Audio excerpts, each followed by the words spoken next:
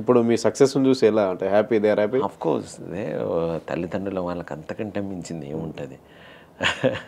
ఇంత కష్టం చూసి మీరు తల్లిది, తండ్రిది అంటే మీ సో సక్సెస్‌ని చూసి మా father just is a very sincere revenue department person. ఆ సిన్సియారిటీ కూడా నాకు వన్ ఆఫ్ ది ఇన్స్పిరేషన్. చాలామంది లంచాలు వేయడానికి ఇంటికి వచ్చేవాళ్ళు, కోప్పటి పంపించేవాడు. అండ్ మా మదర్ మాత్రం డబ్బుకి ఎంత కష్టమైనా ఏమన్నా కానీ నిజాయితీగా బతుకుతాండ్రా, ఏమాత్రం ఏదైనా అటు ఇటు అయినా కానీ అది మన సొమ్ము కాదు, మనం కాంది ఏదైనా కానీ మనతో ఉన్నది కూడా తీసుకుపోతుంది, కనుక మన కష్టం మీద మనం బతుకుతాం. అయ్యా నువ్వు ఇట్లాంటి ఏమి చేసుకోకరా, మనకొద్దు పక్కన సొమ్ము డైరెక్ట్ చెప్పేది, మనం కొద్దు. సో ఆ మాటలు చేతల లోపల ఉండేటువంటి అవకాశం నాకు దక్కింది. సో ఇప్పటికీ మా అమ్మ ఆలోచనలు, అనేక గురువుల బ్లెస్సింగ్స్, తర్వాత నేరళ్ళ వేణుమాధవ్ గారి యొక్క ప్రోత్సాహం, తర్వాత హైదరాబాద్ లోపల దీక్షిత్ గారు మాస్టారు, తర్వాత జిహెచ్ స్వామి బ్లెస్సింగ్స్, అనేక మంది మిత్రుల దగ్గర నుంచి సపోర్టింగ్, ప్రస్తుత కాలం లోపల అనేక మంది ప్రొడ్యూసర్స్, డైరెక్టర్స్ వాళ్ళ కాలంలో ఎంకరేజ్ చేయాలనే ఉద్దేశం, వారు ఈయన దగ్గర స్పార్క్ ఉంది, వై వోంట్ వి యూజ్ అనేటువంటి ఇప్పుడు చాలామంది అనేక మంది హెల్ప్ చేస్తున్నారు. ఒకప్పటికంటే ఇప్పుడు చాలా బెటర్ అయిపోయింది. సోషల్ మీడియా పెరిగిపోయింది, యూట్యూబ్ పెరిగిపోయి అన్ని పెరిగిపోయి. అంటే అప్పుడు బాగా కష్టపడాల్సి వచ్చేది, ఏదన్నా డైరెక్టర్ దృష్టిలో పడాలంటే ఒక రవీంద్ర భారత్ ఒకటి ఉండేది. అంటే అప్పటి కష్టాలు అంటే నేను ఆ టైంలో ఇంటర్నెట్ సరిగా లోపల నా బయోడేటాను పంపించి నేను సెలెక్ట్ అయ్యి నాకు వెళ్ళి అక్కడ ఏంటో ఇవన్నీ తెలుసుకొని నేను తిరిగే ఉండే. ఇప్పుడు వాళ్ళు నేర్చుకున్న అంశాలు అక్కడ దాకా వెళ్ళాల్సిన అవసరం లేదు. So online by you can video call by you can learn it. Information తీసుకొని నువ్వు కొంచెం బేసిక్ వచ్చి ఉండదంటే ఈజీగా అర్థం చేసుకొని నీ బాడీలో అడాప్ట్ చేసుకోవచ్చు. సో గురుముఖంగానే ఉన్న ఫీలింగ్ కలుగుతుంది. సో ఆల్రెడీ ఒక్కడున్న స్టాండర్డ్కి బేసిక్ అయితే కంపల్సరీ గురుముఖంగానే నేను ప్రిఫర్ చేస్తాను.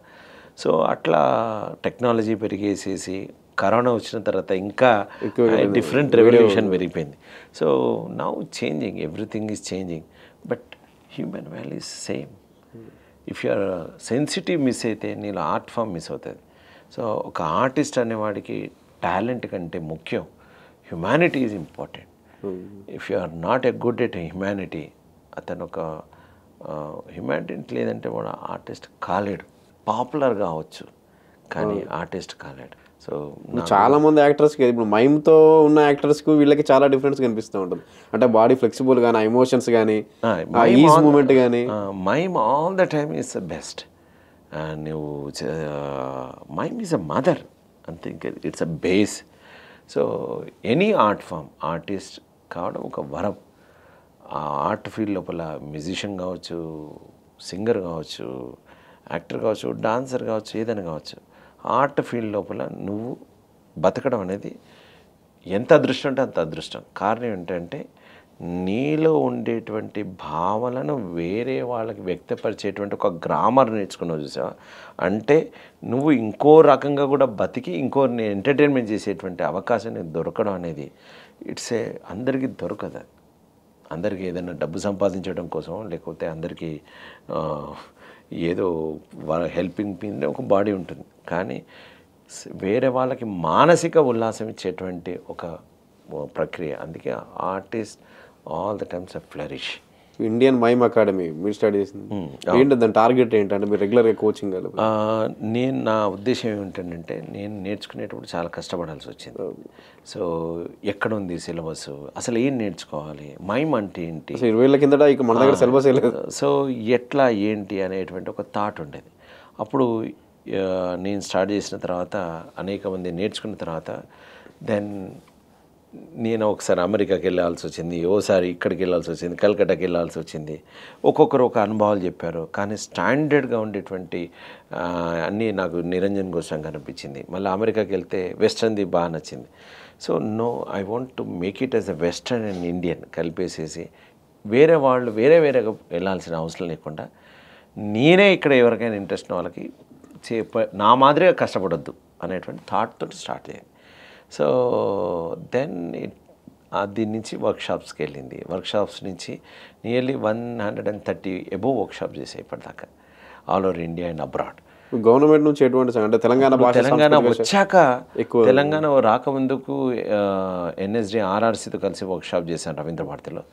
తెలంగాణ వచ్చాక మామిడారి కృష్ణ గారు director department of language culture, ఆయనకి చెప్పగానే ఈ హెల్ప్డ్ అలాట్ అండ్ ఈ పుష్డ్ మీ అండ్ మధు మీరు ఏదంటే అది అని ఇప్పటికి కూడా అడుగుతుంటారు. సో ఉత్తాన్ అనే పేరు మీద చేసాం. తర్వాత ఎడ్యుకేషన్ మినిస్టర్ అప్పుడు కడియం శేఖర్ ఉండే, వారితో కలిసి personality development through art of mime తోటి ఒక 50,000 మంది పైగా స్టూడెంట్స్కి మైమ్ ఆటను పరిచయం చేసే భాగ్యం జరిగింది. తర్వాత వరల్డ్ తెలుగు కాన్ఫరెన్స్ లోపల చేయడం, అందరికీ మైమ్ అనేది ఎక్కువ మందికి రీచ్ అయింది అట్లా. అండ్ అబ్దుల్ కలాం గారు నేషనల్ అవార్డు ఇంట్రడ్యూస్ చేశారు, మైమ్ ఆర్ట్ ఫామ్ కూడా అందులో ఇంక్లూడ్ చేసినారు.